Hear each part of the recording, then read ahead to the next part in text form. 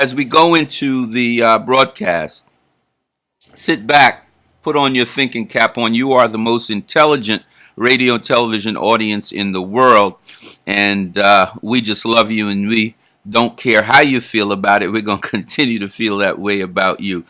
So we are joined in studio this evening by my great friend Mallory Earl of Dreams Unlimited Foundation. And we are also joined by Mr. Chauncey Brown, who's also a community activist in his own right, who's in studio with Mallory. And I want to say thank you to both of them for being here this evening. And we're going to start with you, Mallory. And we're going to ask the question. With $3.6 trillion coming through urban communities last year, according to the Department of Commerce, first question I asked the audience, I'll ask you. Do you think that our communities physically look the way they should when we have that kind of consumption power? No. And many people don't know that number. More people need to know exactly how much it is. When we look at the economics that does occur in urban neighborhoods, Yes. we have so much money that's fluid that comes in, but it doesn't stay in our communities. Unfortunately, it leaves our communities faster than it comes in. And what that does is it then has a snowball effect on the residents that live within those urban areas. And unfortunately, we have had many conversations, you and I and other business leaders, on how can we change that. One thing I think we need to do is we need to educate, which you can't educate enough, especially on the economics portion. Our young brothers and sisters, daughters, nieces, nephews, they don't know the economics of their community. They don't know the economics to really survive in this country. And until they do become empowered with that information, the urban areas are still going to be basically a cash cow for those that don't live there. And those that do live there are going to continue to suffer. When you look in Patterson and you look at all the abandoned houses, it's like that for a reason. When you look at all the drug trafficking and the drug game that's in Patterson, it's like that for a reason. When you look at the educational system, it's like that for a reason. And until we wake up the next generation and wake up those that are currently here now, nothing's going to change. So education is definitely the key. And it's up to us and others that came before us and those that are coming after us to take the reins, find out how we can reach those, how we can empower them, and then we take that step side by side. Not pulling someone behind us, but empower them to walk side by side with us. Couldn't agree with you more.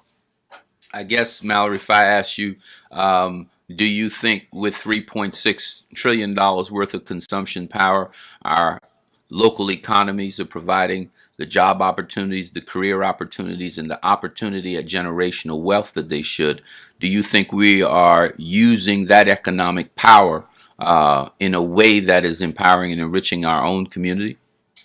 No, I do not. And part of it has to do with the local government, which a lot of people do not participate in.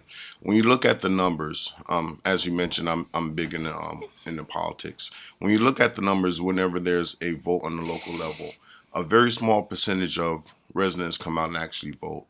So that very few people that do vote, very few of those individuals understand the contracts that are available within the city, how the money is spent that's being taken in by the city that can actually go to help those that live there.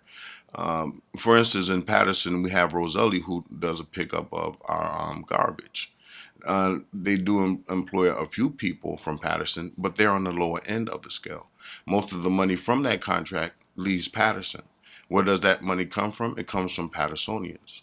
So if you were to take something like that and empower the community where you can have, and here's something that I did speak with a few council people with, you have a local nonprofit. You allow them to pick up the garbage. You allow them to hire Pattersonians. And what they could do, they can get a stipend for their workers. Portion of those funds could come from the federal government. So now you're reducing the tax burden for the residents. You're also increasing job employment opportunities, and then you can hire those from Patterson. So then you can have some of those kids, young men and women that are on the corner. Now they're working. Since they're working, they're not going to be out there selling drugs late at night. They're not even going to be involved in that game because many of them don't want to be shot. They don't want to shoot. They don't want to go to prison. They don't. They definitely don't want to be buried. So unless we start looking at the local level and understanding how what is done from basic of picking up our garbage and on up, if we don't make that change, then no, it's not going to change. It's not going to get any better. And not only Patterson, you can look at Newark, you can look in Camden, go across the country. You can look down in North Carolina, you can look over in California, all throughout the country with urban areas. Unless that's really understood, it's not going to change. Ferguson showed us that, where you have a population that's mostly African American, but then you have all the police officers, a majority of them, what it was, 90% or something like that, that were Caucasian that didn't live in that city.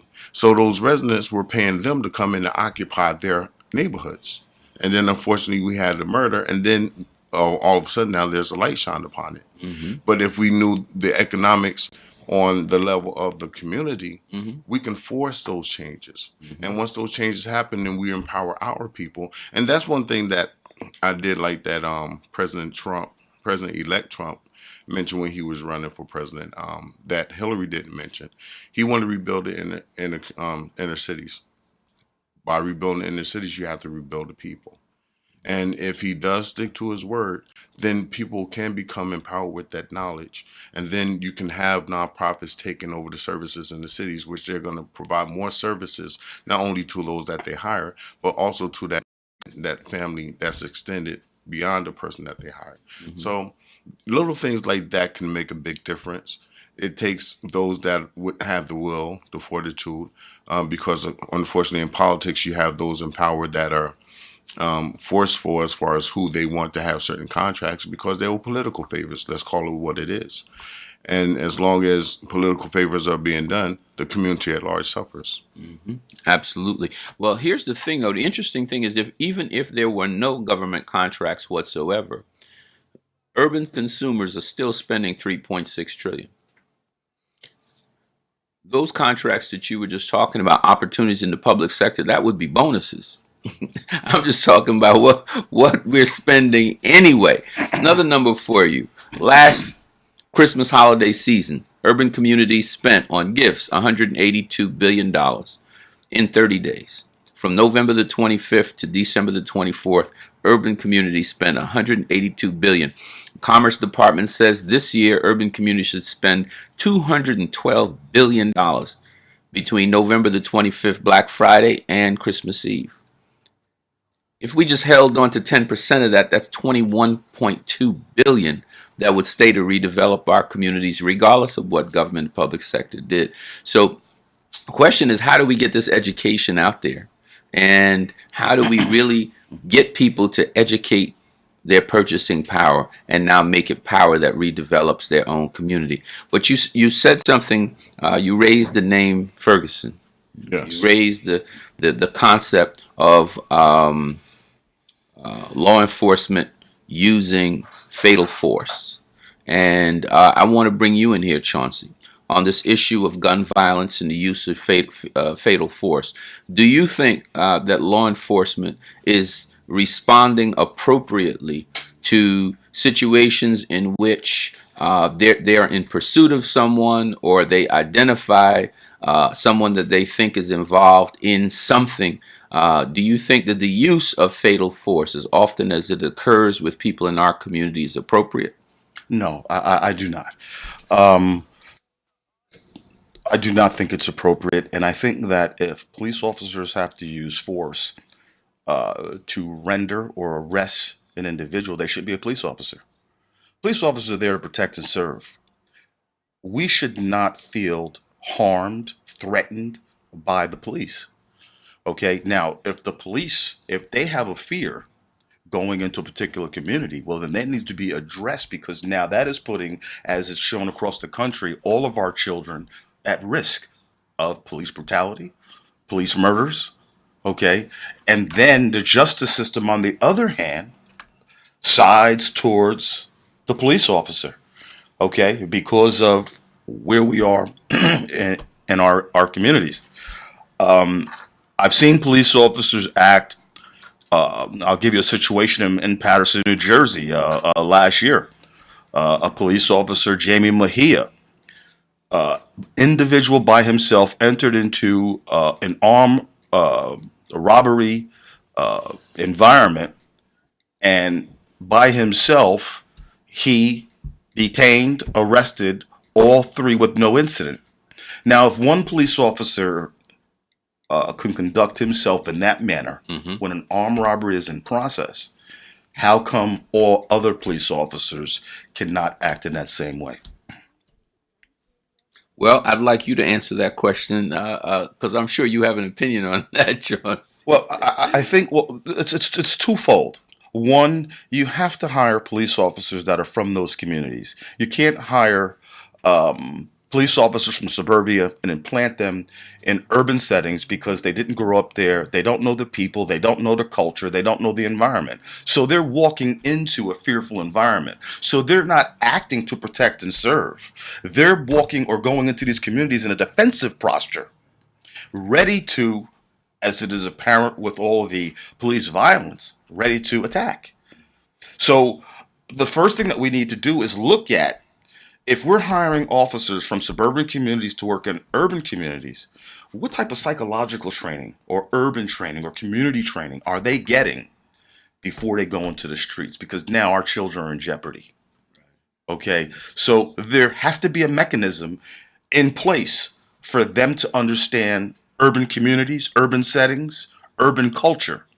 Because if not, our children continue to be victimized by police because they have fear of something that they don't know about.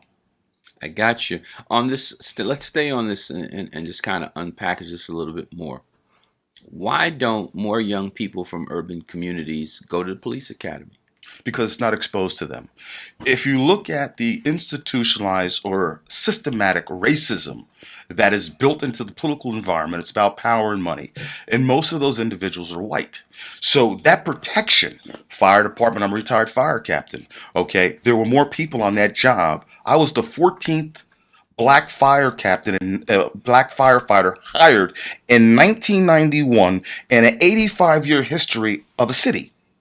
However, what I've noticed on that job site is their grandfather might have lived in Paterson. They moved out, but all of their relatives interact to get those jobs and they hold them there. Now, on the flip side, you have the political environment that they're all tied into politics. Now we're looking for these people on the list. Okay? And then now, the same thing with the police department. Now you're bringing in kids from suburban communities that didn't go to public schools here, high schools here, and you're injecting them in the community where it shocks them. They're in fear. So we are creating a problem here. The system is.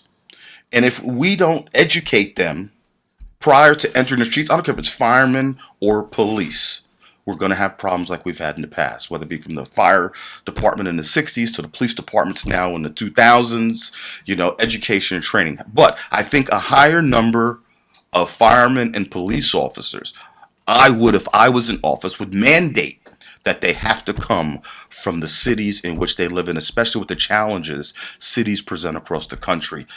It's very difficult to have suburban children, teenagers, young men or women come into Paterson and say, okay, I'm going to work here, and you know what's going on and understand, like I said, the culture, the environment, and the people. It puts them in a defensive and fearless posture, I believe. Thank you for your service, Captain Brown. I have a quick question for you, Mr. Brown. You mentioned political process. In your mind, in your view, how does it tie into this? Meaning, why would the political powers to be want the situation to continue as it's continuing now? Okay. The system, as it is set up, is created to protect those who already have power. So what they want to do is they want to continue to transfer that power, because that's what it boils down to. Okay, it's power and money, whether it's jobs, whether it's contracts. My problem is that Everybody wants to eat, but the people that aren't eating, nobody's helping to feed them. Nobody's giving them a hand up or a hand out. However, they're milking our cities and draining them and taking the money out of the cities. The gentleman mentioned earlier about our buying power. Who we gonna buy from? There are no more black businesses. We have to get into finance from the educational level, that finance business. We have to try to work on becoming independent owners of businesses and our own independent financially. Whether it's talking about insurance companies, owning your own companies, we have to become less dependent. We have to move from dependent to independent, and that starts in the educational system. Now, if there's a fault in the educational system, okay, now, yes, sir. Now let's look at a case study. I agree with you to an extent. Right here in the lower part of Bergen County, along the northern tip of Kennedy Boulevard as it becomes Palisades Parkway, we have a thriving Korean community. We have a thriving Vietnamese community right there in the upper part of West New York, going all the way up into Fort Lee, and also in those other parts of Lower Bergen County. What's astounding is that community came into that part of Bergen County after the Vietnam War. Many of their families were people who married U.S. soldiers. Many of them were South Vietnamese who, when the North took over, they fled the country and came here. None of those people had access to the American educational system. Very few of those people even spoke English. Yet, when you go into the lower part of Bergen County, you know you're in the Asian community. The signs on the stores are all in Korean or Vietnamese. The people are speaking their native tongue, and they have a thriving economy, Chauncey. How does that happen, given that none of them went to grammar school in America? How does that happen? That's a great question. We have to first look at our history. We are the only human being that was mentally abused for hundreds of years, not just physically by the killings and the lynchings. Willie Lynch had came to the shores and had told these plantation owners how to keep black people in check. And if you look at that letter, it's ironic that that systematic design is still in place. We have to know our history. If not, we're not going to know where we're going. So as a result, we have divide and conquer within our own community, the haves, the have-nots. We have internal challenges within our own selves that we have to address. See, these other cultures have a sustained culture. I don't care who it is when they get here. They stripped us of who we are as a people. Most people don't know who we are. They don't know that we rule this world for most of the world history. They don't know where we come from. I don't want to get into religion, but they think that Jesus Christ is their Lord and Savior, and it's supposed to be Horus and Isis. We don't know our history. So if we don't know where we come from, how do we know where we're going? So this becomes a challenge. So the most complex issue is the mental issue for the black community, because we have been mentally abused for hundreds of years, that the divide and conquer among ourselves is so prevalent and so hard that all the system has to do is put systems or things in place. We'll lower the educational standards. We'll put some guns and drugs in the community. Oh, let's build some more prisons so we have a place to house them. And then everybody makes money outside of the black community, and it keeps us in deception mode. To concur with what you're saying, and this is one of the tragedies, yes, of the legacy of America that we have to correct, and I'm confident that we will correct it. In the beginning of his book, Miseducation of the Negro, Carter G. Woodson said that in 1863, the oppressor moved the chain from the ankle to the head. Amen. Yes. And he's kept it there. Now, if this is what we understand, or Bob Marley says this is what we overstand, then guess what? We have to step up our game. Yes, sir. My own view is this. There is not a challenge that has been put before our community in the history of our sojourn on these shores that we have not been equal to and that we have not met. With grace, with dignity, with our spirit. There's not a challenge. The American government put us on every battlefield that this nation has had. We helped America become secure, maintain its security and its liberty. The first person in the Revolutionary War that gave his life for America is one of us, Crispus Attucks. Yes. And On the economic front, on any economic challenge that's faced this country, we were on the forefront. The very capital of this nation was built by our hands and our labor. The architect who laid out Washington, D.C. was one of our brilliant minds. So I don't believe that we cannot turn this challenge into a triumph. But we have to be very unified, very focused, and very organized to do so.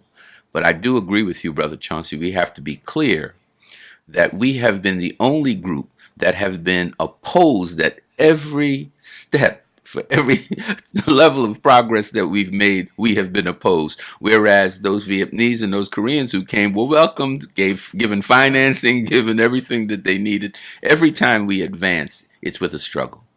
But again, as Frederick Douglass said, where there's no struggle, there's no progress, right? Power never conceded anything without a demand. It never did, and it never will, right? So we know that's what we're up against. But I'm going to just bring it forward and say what the young people say in our community. As DJ Khaled says, but all we do is win, win, win. Right? This is not a generation that lacks confidence. This is not a generation that lacks the economic strength and power. They do, right? And so the 60s generation, they moved the dial forward with their own brand of activism. And they sang "We Shall Overcome." This generation chants with DJ Khaled, all I do is win, win, win. And so, again, we hear Malcolm's voice. This is not going to be the generation that goes out singing. This is going to be the generation that if you gets in their way, they're going to be swinging. This generation is not going backwards. Of that, I'm clear. And we're going to continue this discussion. I want to thank Chauncey Brown for his wisdom. I want to thank Mallory Earl for his. This is Stan Matthews in the Matthews Broadcast. Back in the Matthews Broadcast, this is Stan Matthews. I think the studio outside and inside is on fire tonight. Thank you, Chauncey Brown, for just really bringing some really positive energy in the last segment. I'm going to pay a few bills and say thank you to our sponsors. Please support them, especially in this holiday season. Again, our goal is that you spend 10% of that $212 billion that you're going to spend until Christmas Eve with professionals and businesses in your own community. To that end, I want to say to all of the business people who have businesses and need a greater clientele, you need more business. You need more influence. You need more capital. Well, I say if you're serious about growing your clientele in your business today, accept no substitutes and join UBA. UBA is the Urban Business Association. It is an organization dedicated to circulating dollars in urban communities, holding on to those resources that we have so plentifully in our community. So seek out a UBA member. Give a call to Keith Broadway and Jerry Moultrie, the two founders of UBA, at 908-259-5012. 908-259-5012. We have one of UBA's officers on this segment, a Miss Kim Falk, who is also a real estate entrepreneur, who has joined us in the studio, and we're going to get to that discussion with Kim, and Mallory Earl of Dreams Unlimited is staying with us. Also want to say thank you to my great friend, Mr. G, Russell Grady, the owner of Mr. G's Restaurant, where good friends meet, greet, and eat. He's at 455 East 18th Street in Patterson.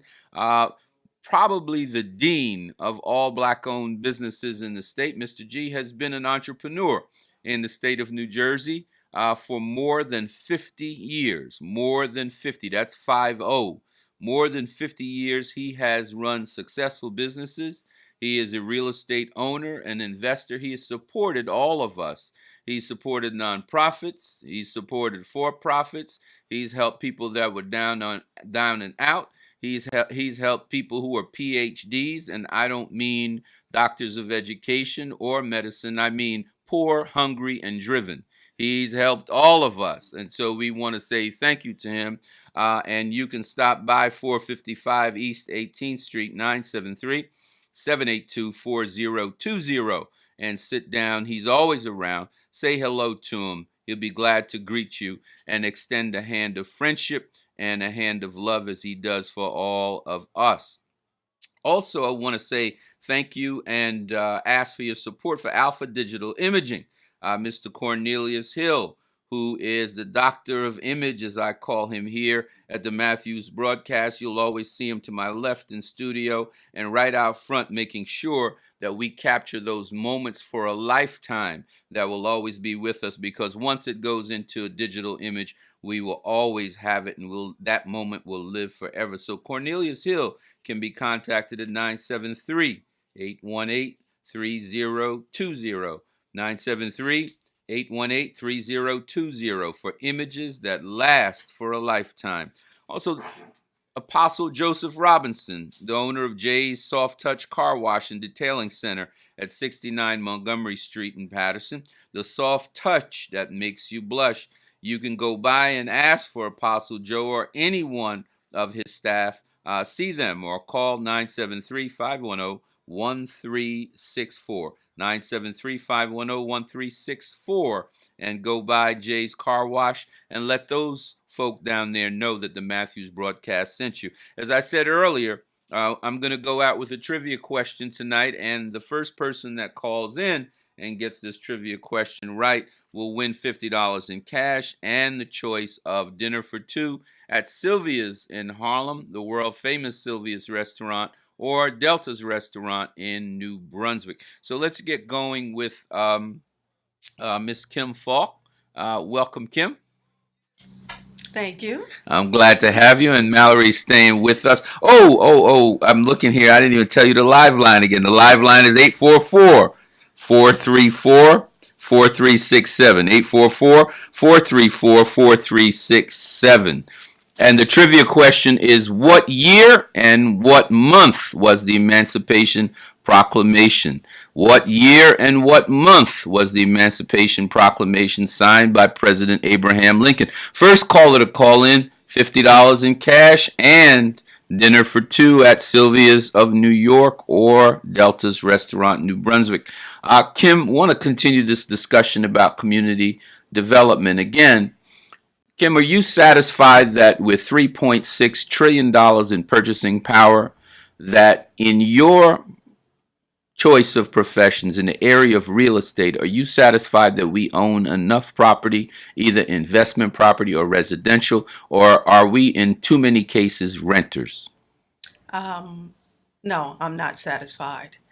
And in many cases, we are renters instead of owners. A lot of people don't realize that owning your own property is not just owning your own property. You know, owning your own property is the avenue to be able to do more for yourself and your family. You can use that property to not only send your children through school, you know, get better education for your children. You can also use it for retirement. You can use it to build, and you can use it to build a community as well. Mm-hmm. So it's not just owning property. Why spend so much of your money, your hard-earned money, renting and giving it away to someone who's going to just keep profiting off of your money when you can make profit off of your own, and you can invest in yourself?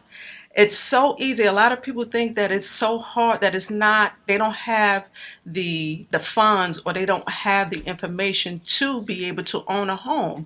But it's just as easy as renting a home. Mm-hmm. You know, if you can go out there and find that apartment and go through the credit, and they can check your credit history, and you got to fill out application. It's the same process of owning a home. You just got to get yourself involved with the right people to be able to do it. So I think too many of us is renting, and not enough of us is owning. And that's why the community is not being built and being successful the way it should be. I'm going to pass that question right along to you, Mallory. With $3.6 trillion in purchasing power, are we owning enough property, or are we in too many instances renters in urban communities? We're renting too much, far too much. And as the young lady pointed out, we can actually own and pass on. I'm studying, as you know, at St. Peter's University in Jersey City. I'm studying for my doctorate in higher education. Right. And I just did a paper which spoke of community poverty, family poverty, and generational poverty. And what happens is if we're not owning anything, we can't pass on anything to the next generation. So we're basically passing on poverty to them. Wow. So right now, the way things are set up, we can own more than we currently do, but goes back to what we spoke of earlier, education. Everyone doesn't know the process of obtaining a home and what Right. comes with owning a home. You may purchase a home, but then don't know that you have to make sure your taxes are paid, or make sure that you have to go out and get a permit or a CO for some work that's done, and that can become very costly. But if we empower the next generation with that knowledge, then yes, it's not just all I can do is win. It will be all we can do is win, and That's that's right. and that's the change that we need to make. And you mentioned that before we went to break about college line. All I can do is win, and that's one thing that gets wrapped up too much with the younger generation is I, me. I don't like to use I and me in a lot of sentences. As many of my associates know, I speak on we, what we can do, which is one of the reasons why the group that we brought together, Patterson Power Partnerships, we're looking to rebuild a community. We were looking to rehab those abandoned properties, those foreclosed properties, so Pattersonians can afford them. So once they get in there, we give them the support that they need to understand how they can maintain the home, and then how they can pass that on to the next generation. Instead of passing on generational poverty, we should be passing on to the next generation some type of equity, some type of ability to be able to have that purchasing power of their own. And with the money that comes into the community, as you pointed out, the billions and billions of dollars, Trillions. trillions. And our last guest, Chauncey Brown, pointed out, we have no stores in our own community. We don't own the property. So when we're paying rent, that money's going out of Patterson. So it's not helping the residents. Exactly. So we're now, not only are we growing generational poverty, we get into the next thing called community poverty. Well, let me challenge you here, though, Mallory, because you and I have talked about this. Again, there are pockets of poverty in our community, but 78% of the African American community nationwide is employed. 22% is not. Again, $3.6 trillion is the ninth largest amount of income of any group in the world. African Americans would qualify as the ninth wealthiest nation in the world. Why is it that more isn't done with that $3.6 trillion? We focus on the 22% that are hurting, yes, and the president-elect talked about how terrible conditions urban communities are in. But he never reflected on the fact that 78% of us are gainfully employed. There's a growing sector of us who are millionaires.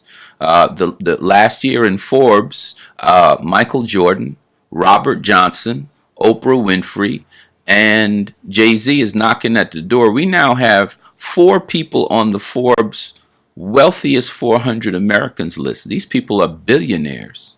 So we can't exclusively have a conversation about what we don't have. We have tremendous economic power. So why aren't we doing more with what we have? We know what the negative side is. Why aren't we doing more with what we have? Because if you take a look at the word community, there's a portion which is unity. Again, it goes back to the I versus we. Many of us that have made it and are making it, we may help 1 or 2 people that are close to us, but the rest of the community is left to suffer. Yes, we do have 78% People of us employed. employed. Then we have 22% that's not. That 78%, of that 78%, how many of them are underemployed? A to the lot. point that where they still have to receive some type of assistance. Mm-hmm. So that number 78% is a great number, Mhm. but how many of them are actually making enough where they can turn around and then reinvest back into the community? And how many of those 78% really want to reinvest in the community? Do you think that those people who've crossed those marks of millionaires and billionaires, do you think that group is doing enough? I know they're not doing enough. There's a saying from back in the day: "It's not where you're from; it's where you're at." And I agree with that. But you never forget where you come from. For myself, I've lived in Patterson most of my life. I've left Patterson and I've always come back to Patterson because that's my home. I'm concerned about not just Patterson, but all of her residents. And for me, I do what I can with my nonprofit, with my consultant firm, to help those that are less advantaged than myself. So for me, I know where I am and I know where I'm at. And I know where my friends, their children, and their children's children will be if we're not using the word unity, which is in community, and stop using I so much and think of we. Michael Jordan made a gesture not long ago when he gave a donation to Black Lives Matter, but he just gave back a portion of the money that he took out of the urban areas from them $150 Jordans, $200 Jordan sneakers that he has. And it's a small percentage that he gave to Black Lives Matters. How many other groups did he give to prior to that? What else has he done in inner cities prior to that? We have many others that are very wealthy that could do more than what they're doing, but they're too focused on the word I, me. They're not looking at unity.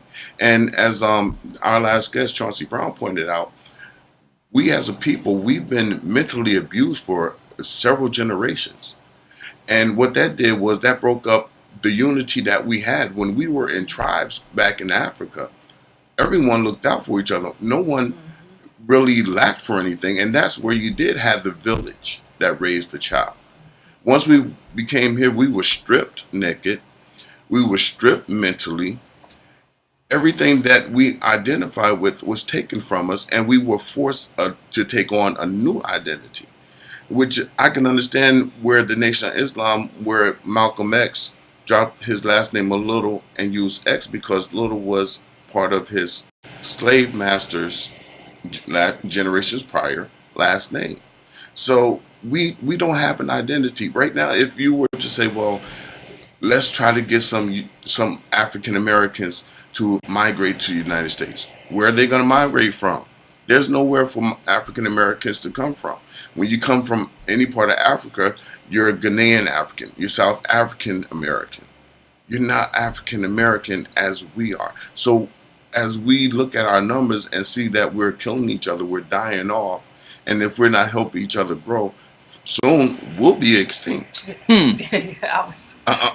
It's sad to say, but soon we will be extinct. We'll be on the next list. We'll be the one that's in the cage. Look, that's what African American was once upon a time. We're not going to call that into being. We're going to reject that possibility exists. There is a psalm that says, "In the end times, Ethiopia shall reach forth her hand to God, and He will answer her." I am an eternal optimist. The mothers and fathers of civilization that created what we know of as civilization are our foreparents. And so, since we were the first people that God talked to in the garden face to face, I like our chances. Yes, we have challenges. But those challenges, again, at every juncture in our sojourn here in the United States of America, we have been equal to the task, and I think we will be equal to the task now. So, Kim, I'm going to give you the exit. What are the three things that you would like to see leadership, civic leadership, spiritual leadership, political leadership, economic leadership? Mallory was just talking about the fact that he does not think leadership is doing enough. What are the three things leadership can do to turn this around for our people, in your view? Well, in my view, I think leadership can turn this around by putting more back into the community. That's number one. Mm-hmm. We need to start building the community. We need to start being together. We need to start supporting each other in the community. You know, we have a lot of other different nationalities that stick together, that come up together. You know, they come over and, you know, they work for a little bit, and it's about 5 or 10 of them in one room, and then they work hard where they can buy that first house, and then they branch off and then they buy another house. We need to put our money back into our own community for it to work. You know, we need to educate, like the gentleman here indicated. We need to educate ourselves. We need to be able to find those urban businesses. You know, don't just settle for, oh, okay, I need to go to the store. Find those urban, because we are out there. Try to put your money back into the urban community where it's going to grow. Be a part of a movement. Be a part of something that's going to grow the development of our people. You know, and then you have to be educated. You have to do. You can't just say. You got to do it. You know, you got to be. I want to make one point. My husband and I, we constantly go out and meet and greet different businesses to see where, you know, people are and what's out there and what people are doing. And one young lady said to me the other day, African American young woman, you know, I was pitching her the idea of coming and trying to see what UBA was all about. Just to give her an idea, and I gave, you know, I let her know what it was about, and you know, it's about, you know, urban businesses collaborating together and you know, getting together and supporting each other. And she made a comment to me just blew my mind. You know, she said, you know, well, I kind of don't really like dealing with our people. Sad. My heart just dropped to the floor. Like I just stopped. I couldn't hear nothing else. And I asked, I said, why? She said, well, because you know when you go there, you spend $2 for this, and you know, and then but it only is worth $5, and I can go over here. She just gave every excuse, and it hurt my heart that we don't stick up for each other. We don't support each other. If we have that support, we can build a community. We can own the community. We can make things better for our community. But it starts with us. We have to do it. Nobody is going to do it for us. You know, we can't sit back and get mad at the Spanish or, excuse me, the Mexicans for coming over here and getting a piece of America and growing and building. And you say, oh, they taking over. Why wouldn't they take over? Why we're not taking over? You know, why we're not doing it? We've been here. We're here. You know, we spend our money. We work hard. Why can't we take over? Why can't we build? Why can't we have a block? Why can't we leave a legacy to our family? So I just think, you know, we need to take leadership. We need to be more into the community. We need to trust and build each other. And I think that's a start. I think that's where we can start and try to make things better for us. Heard it from the mouth of Sister Kim Falk, a member of UBA. I know Jerry and Keith are down there in Roselle. Everyone is gathering at 8:30. I know you guys are down there smiling because for the last 5 minutes, I think she gave a perfect commercial for Urban Business Association. I want to thank her for that. So if you're serious about growing your business today, accept no substitutes. Call UBA, Urban Business Association. In fact, join UBA. And to use my brother Mallory's words, I'm going to change that. DJ Khaled said, all I do is win. Mallory said, all we do is win, win, win. I am not a person that can be persuaded that we are not great in every way. Success is in our DNA. The first man and woman who ever looked God in the face, walked upright, and talked looked like you and me.